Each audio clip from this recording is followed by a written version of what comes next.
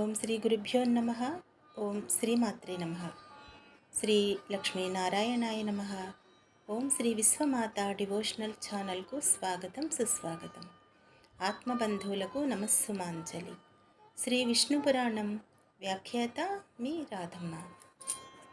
అత్యద్భుతమైనటువంటి శ్రీ విష్ణు పురాణములో ఈరోజు గురువుగారైనటువంటి పరాశర మహర్షి తన శిష్యుడైన మైత్రేయునకు స్వయంభవమనువు వంశమునందు పుట్టిన రాజుల చరిత్రను తన శిష్యుడు కోరిక మేరకు ఇలా చెప్పసాగాడు.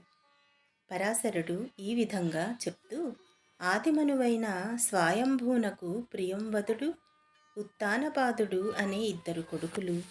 ఉత్తానపాదునకు ఉత్తముడు, ధ్రువుడు అని కొడుకులు ఇరువురు అని చెప్పగా, మైత్రేయుడు, గురువర్య, ధ్రువుడు పరమ భాగవతుడని పెద్దల మాట. అతని చరిత్ర విస్తరించి చెప్పవలసింది అని అడుగగా, పరాశరుడు ఈ విధంగా చెప్పసాగాడు. అద్భుతమైనటువంటి విషయాలను శిష్యుడైన మైత్రేయుడు ఎంతో వినయంగా వినసాగాడు.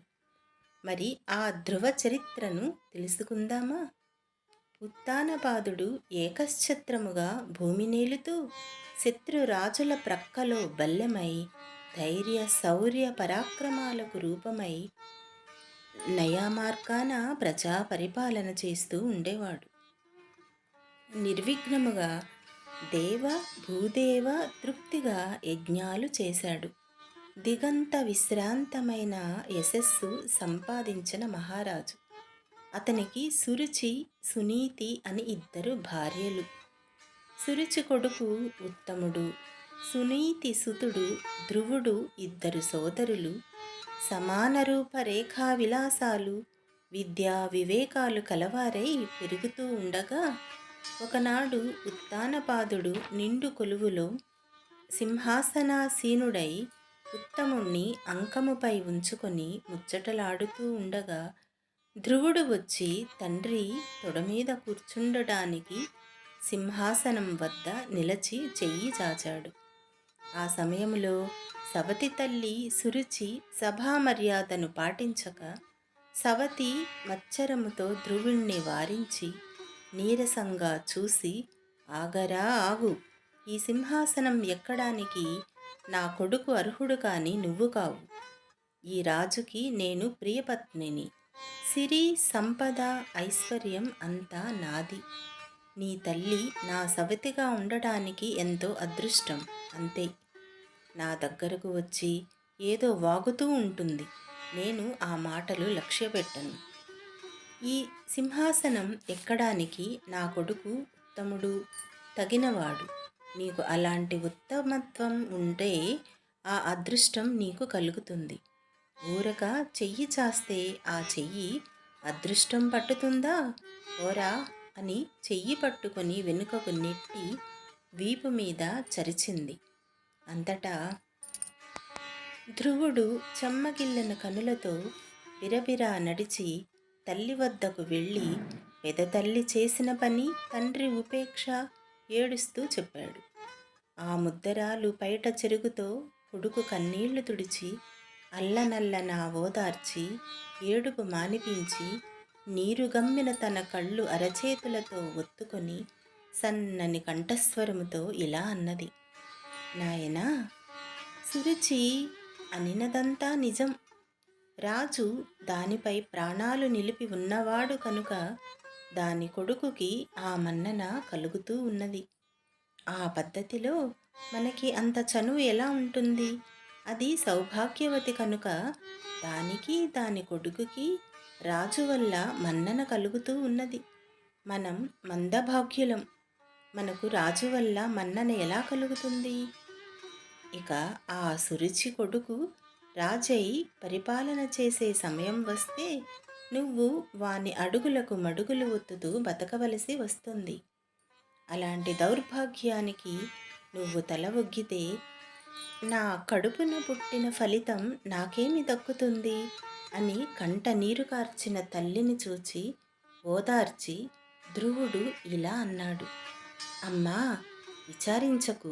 ఆ ఉత్తముడు రాజై రాజ్యం ఏలని ఈ రాజుకి ఈ రాజ్యం సిరి సంపద ఇచ్చినవాడు మనకు ఇవ్వడా? ఇదిగో నా మాట విను అన్న వల్ల ఇప్పటి రాజు పొందిన రాజ్య భోగాలు క్షణికములు. అలాంటి ఐశ్వర్యం నాకు అక్కరలేదు. ఆ దేవతలకు పైన ఉండే పరమందు సూర్యచంద్రులు వెలుగుతూ ఉన్నంతకాలం నేను ఉండటానికి సంకల్పించాను. ఒక్కటే నా ప్రతిజ్ఞ అని తల్లిని ఓదార్చి ఆ చిన్న బాలుడు ధ్రువుడు ఎలాంటి విచారం లేక తపస్సు చేసే సంకల్పం తల్లికి చెప్పి నగరం నుంచి బయటకు వెళ్ళిపోయినాడు. నగరం వెడలి సమీపాన ఉన్న ఉద్యానవనములో కృష్ణ జినములపై ఆసీనులై ఉన్న సప్తర్షులను చూసి నమస్కరించగా వారు ఇలా అన్నారు: ఎక్కడి నుంచి వస్తున్నావు? ఎవరు నువ్వు? నీ పేరేమి? ఒంటరిగా ఇక్కడకు ఎందుకు ఇలా వచ్చావు అని అడిగారు.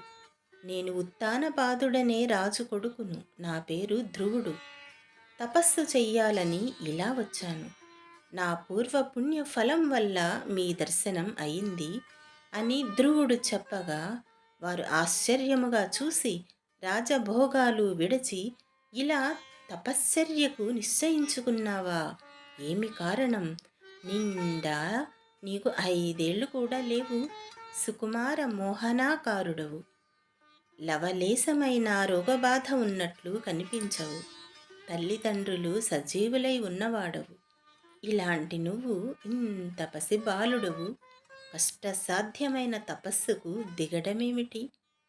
ఇలాంటి చిన్నతనం బుద్ధి విడిచి తిరిగిపో అని అనగా ధ్రువుడు సవతి తల్లి అనిన మాటలు, తండ్రి ఉపేక్ష, తల్లి విచారం, తన ప్రతిజ్ఞ చెప్పి వారికి ఇక తిరిగి పోయేది లేదు, దయచేసి నా సంకల్పం సఫలమయ్యేటట్లుగా మార్గోపదేశం చెయ్యండి అని 2 చేతులు జోడించి ఆ సప్తర్షులకు నమస్కరించగా ఆ సప్తర్షులు ధ్రువుని సమాధానం విని వారు తమలో తాము ఇలా అనుకున్నారు: యుద్ధములో భగవాని బాణాలకు బాధపడని రాజనందనుడు, సవతి తల్లి పోటుమాటలకు బాధపడ్డారా? ఆశ్చర్యం అని అనుకొని ధ్రువుణ్ణి చూసి, రాకుమారా, నీ కోరిక సఫలం కావాలి అంటే సర్వేశ్వరుడు, సర్వశక్తి సంపన్నుడు, భక్తజన పారిజాతం పద్మాక్షుణ్ణి ఉపాసించాలి. మునుపు మీ వంశకర్త స్వయంభువ మనువు ప్రియవ్రత ఉత్తానపాదులను ఆ వాసుదేవుని భజించి కృతార్థులయ్యారు. మా వంటి మునులున్ను ఆ లక్ష్మీకాంతుని ఉపాసించి అందరికీ సమ్మాన్ములయ్యారు. కాబట్టి నువ్వు కూడా ఆ లక్ష్మీనారాయణుణ్ణి ఆరాధించు, కృతార్థుడవవుతావు అని ఆ సప్తర్షులు ధ్రువునికి చెప్పి ఆ తరువాత ద్వాదశాక్షర మంత్రం ఉపదేశించి తపస్సు చేసే పద్ధతి చెప్పి కృతార్థుడవవుదువుగాక అని ఆశీర్వదించి ఆ తరువాత ధ్రువుణ్ణి అక్కడ నుంచి యమునా తీరాన ఉన్న మధువనమునకు వెళ్ళి యమునా నదిలో స్నానం చేసి మునులు చెప్పిన పద్ధతిని మనస్సును విష్ణువునందు లగ్నం చేసి మంత్రం జపిస్తూ బాహ్య ప్రపంచమును మరిచి నిశ్చల దీక్షతో ఉన్నాడు. ఒక పాదం నేలమోపి ఊర్ధ్వబాహుడై ఉగ్ర తపస్సు చేస్తూ ఉండగా భూమి ఆ పాదం బరువుకి లోనికి కృంగిపోయినది. చివరకు ధ్రువుని తపశ్చర్య చరాచర భూతకోటికి సహించరానైనది. ఆ దశలో ఇంద్రుడు ధ్రువుని తపస్సుకు విఘ్నం కలిగించాలని తలంచి యాములనే దేవతలను రప్పించి, వెళ్ళండి, భూత ప్రేత పిశాచ రూపాలతో ఉండే కూస్మాండ రాక్షస గణాలతో వెళ్ళి భయంకర ధ్వనులతో ఆ బాలుని చుట్టూ అరవండి, వాడు భయపడి తపస్సు విడిచేటట్లు చెయ్యండి అని ఇంద్రుడు వారిని ప్రోత్సహించాడు. మరి మనకి ఇంద్రుడు అంతే కదండి, ఎవరు ఏ తపస్సు చేసినా కానీ భయపడిపోతూ ఉంటాడు, తన యొక్క అధికారానికి ఎక్కడ ముప్పు వాటిల్లుతుందో అని. ఇక్కడ కూడా ఈ చిన్ని బాలుడైనటువంటి ధ్రువుణ్ణి కూడా అడ్డుగోడ వేయటానికి ప్రయత్నించాడు ఇంద్రుడు. యామదేవతలు ఆ రక్కసులు వివిధ క్రూర జంతువుల్లాగా మారి విషసర్పాల్లాగా, పెద్ద పులుల్లాగా, పిశాచాల్లాగా, కార్చిచ్చులాగా విషం చుమ్ముతూ మంటలు రొప్పుతూ భీకరంగా అరుస్తూ ధ్రువుని చుట్టూ తిరిగి వారి ఆటలను కొనసాగించారు. కానీ ధ్రువుని ముందు ఆటలేమీ సాగలేదు. ఒక మాయావి అయిన రాకాసి సునీతిలాగా మారి ధ్రువుని వద్దకు వచ్చి, కుమారా, ఒకే ఒక్క కొడుకువి, నన్ను వదిలి ఇలాగ కారడవికి వచ్చి తపస్సు చేయటం, నన్ను ఏడిపించటం తగునా? ఆ విష్ణువు నీలాంటి బాలురకు వరాలిచ్చినట్లు విన్నావా ఎప్పుడైనా? ఎందుకు నీకు ఈ శ్రమ? అందని పండుకి అర్రులు చాచినట్లు నీ పని శ్రమకరమే కాని కనిపించని ఆ విష్ణువుచే వరాలిప్పిస్తుందా? లే నాయనా, లే, పోదాంరా. మీ నాయనని మెప్పించి తిరుగుతూ రాజభోగాలని అనుభవించవచ్చు. ఎందుకు ఈ కీకారణ్యంలో ఈ వయస్సులో ఒంటరితనం తపస్సు? లే, చిన్నితనంలో ఆటపాటలతో చక్కగా ఆడుకుంటూ ముద్దు మాటలతో తల్లిదండ్రులను సంతోషపెట్టడం మంచిది కదా అని ధ్రువుడికి వాళ్ళ అమ్మలాగా వచ్చి ఆ రాక్షసులు నటనతో ధ్రువుణ్ణి మాయ చేయడానికి ప్రారంభించారు. యుక్త వయస్సు రాగా చక్కని చుక్కలాంటి కన్యని పెండ్లాడి ఆనందంగా జీవించు అంటూ ధ్రువుని యొక్క తల్లిలాగా చెప్పారు. మరి ఆ వయస్సు ముదిరాక అడవికి వచ్చి తపస్సు చేయటం లోకధర్మం. కానీ ఇంత పిన్న వయస్సులో ఎందుకు ఈ విధంగా అలా ప్రవర్తించక, ఎందుకు నాయనా నీకు ఈ శ్రమ? ఈ వయసులో తపస్సేమిటి? సవతి తల్లి ఏదో అన్నది అని అలిగి ఇలా రావడమేమిటి? తొందరపాటు, ఇటువంటి మాటలన్నీ మర్చిపో. రాజ్యాధికారం మీ తండ్రి నీకు కలిగించే ఉపాయం ఆలోచించాను. రా నాయనా, పట్టాభిషేకం నీకు చేయిస్తాను. ఎన్నో నోములు నోచి నిన్ను కన్నాను తండ్రి. మరి నన్ను ఏడిపించడం ధర్మమా నాయనా? రా నాయనా, నా మాట విను. రాజ్యభోగాలు అనుభవిస్తూ నన్ను సంతోషపెట్టు. రా తండ్రి, లేకపోతే నీ ముందు ఇక్కడే నా ప్రాణం విడుస్తాను అంటూ ఆ మాయా అమ్మ చెప్పసాగింది ధ్రువునికి. ఇలా ఈ విధంగా ఆ మాయామాత అనిన మాటలు ఒక్కటైనా ఆ ధ్రువుని చెవికి ఎక్కలేదు. వాని మనస్సు కమలాక్షుని ధ్యాన నిమగ్నమై ఉన్నది. బాహ్య ప్రపంచ ప్రవృత్తి ఎరుగక రాతి బొమ్మలాగే ఉన్నాడు. కదలలేడు, మెదలలేడు. ఆ సమయంలో వికృత వేషాలు ధరించి వివిధాయుధాలు తిప్పుతూ భయంకరాకారులైన రాక్షసులు వచ్చి ధ్రువుణ్ణి బెదిరించి ఏమేమో చేశారు. కానీ ఫలితం సున్నా. ఆ విషయం తెలిసి ఇంద్రుడు ఇక ఉపేక్షిస్తే లోకానికి ప్రమాదం కలుగుతుంది. లక్ష్మీనాథునకు విన్నవించి ధ్రువుని యొక్క తపస్సు మానిపించాలని తిన్నగా వైకుంఠానికి వెళ్ళి స్వామిని దర్శించి నమస్కరించి ఈ విధంగా అన్నాడు.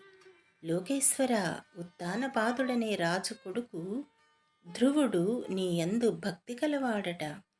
5 ఏండ్ల బాలుడు. ఇంతవరకు అలాంటి దీక్షతో ఎవ్వరూ చెయ్యని తపస్సు చేస్తూ ఉన్నాడు. మానిపించాలని ఏవేవో పనులు చేస్తున్నాను, కానీ ఫలించడం లేదు. ఆ ధ్రువుడు ఇటువంటి వాటికి లొంగడం లేదు. నిన్ను మెప్పించి నా స్థానం పొందుతాడో ఏమో, సూర్యస్థానం కోరుతాడేమో, లేదా చంద్రుని స్థానం ఆక్రమిస్తాడో, లేకపోతే ఏ దిక్పాల తత్వం పొందుతాడో ఆలోచించు ప్రభు అని బెదురుతూ ఇంద్రుడు మన యొక్క శ్రీ మహావిష్ణువుని, ఆ శ్రీకాంతుడిని అడుగగా ఆ శ్రీకాంతుడు చిరునవ్వు మోముతో ఇంద్రుని చూసి ఈ విధంగా చెప్పసాగాడు. మరి ఆ యొక్క శ్రీ మహావిష్ణువు ఇంద్రునితో ఏమి చెప్పాడు? ఏ విధంగా సమాధానపరిచాడు భయపడుతూ ఉన్న ఇంద్రుణ్ణి? ఎక్కడ ఆ ధ్రువుడు లోకాన్ని, ఆ యొక్క ఇంద్ర పదవిని ఆశిస్తాడో, చంద్రుడైపోతాడా, సూర్యుడైపోతాడా అని భయపడుతూ ఉన్నటువంటి ఆ ఇంద్రునికి మన మహావిష్ణువు గారు ఏమి చెప్పారు అనేది మనం రేపు తెలుసుకుందాం. మరి ఇటువంటి మన హిందూ ధర్మంలో ఉన్నటువంటి పురాణ ఇతిహాసాలను, మంచి విషయాలను తెలుసుకొనుట కొరకు సబ్స్క్రైబ్ చేయండి. వీడియోని షేర్ చేసి లైక్ చేయండి. Thank you all. Thank you listening for the Vishnu Puranam. Thank you very much. శ్రీమాత్రే నమః. శ్రీమాత్రే నమః. శ్రీమాత్రే నమః.